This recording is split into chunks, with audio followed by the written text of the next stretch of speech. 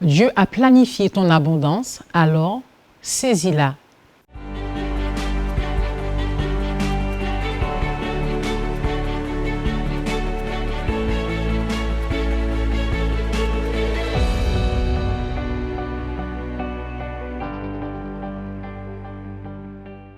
Bonjour à tous, donc bienvenue dans l'émission Ma foi au quotidien. Donc nous parlerons aujourd'hui d'abondance. Notre année est particulière. Les axes de la société, évidemment, sont un peu quand même, je dirais même beaucoup en chute libre. Au niveau sanitaire, il y a une pandémie sans précédent. Au niveau social, il y a une installation de la cassure de liens sociaux.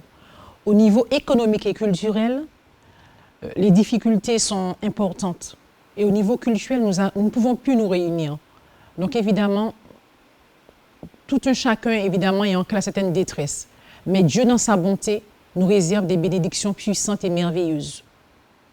La présence de Dieu prévaut dans toutes les situations difficiles. Et nous sommes déjà victorieux. Victorieux parce que Christ est présent au milieu de nous. La Bible nous parle d'abondance.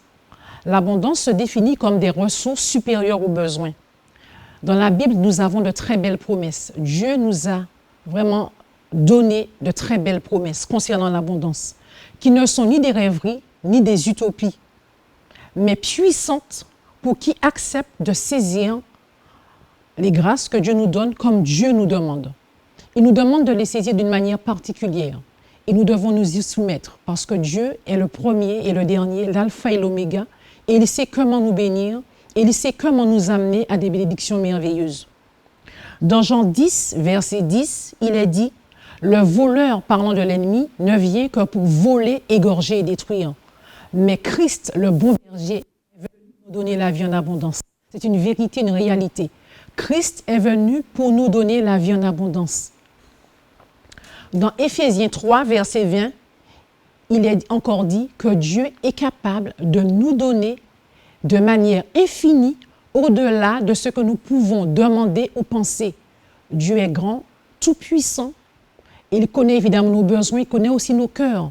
Et il est capable de transformer les situations de détresse en situations de joie, de consolation, de restauration, donc d'abondance. L'abondance, c'est Christ qui nous la donne et lui seul. Saisissons cette capacité, cette force pour vraiment obtenir, pour nous accrocher et avancer dans l'abondance de Christ. Christ a planifié l'abondance dans chacune de nos vies, mais nous devons évidemment nous soumettre et accepter sa méthode.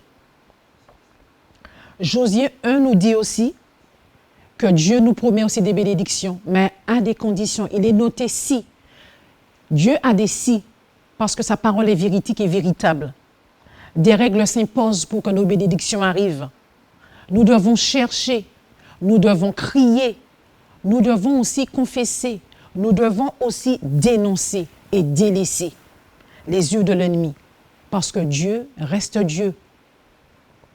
Être soumis à Dieu, c'est l'honorer, c'est le bénir, c'est le comprendre, c'est le saisir, c'est le chercher, le rechercher et apporter évidemment dans sa maison sa reconnaissance. Et en ce jour, Dieu veut évidemment nous donner l'abondance. Il veut vraiment venir à notre secours. Il veut venir à ton secours. En ce jour, Dieu veut être ton secours pour t'apporter l'abondance dans ta maison et dans chaque domaine de ta vie. Il veut évidemment te donner des bénédictions excellentes que nul autre ne peut te donner. Lui seul connaît le recours, lui seul connaît le chemin et lui seul connaît la manière. Ose poser des décisions efficaces aujourd'hui.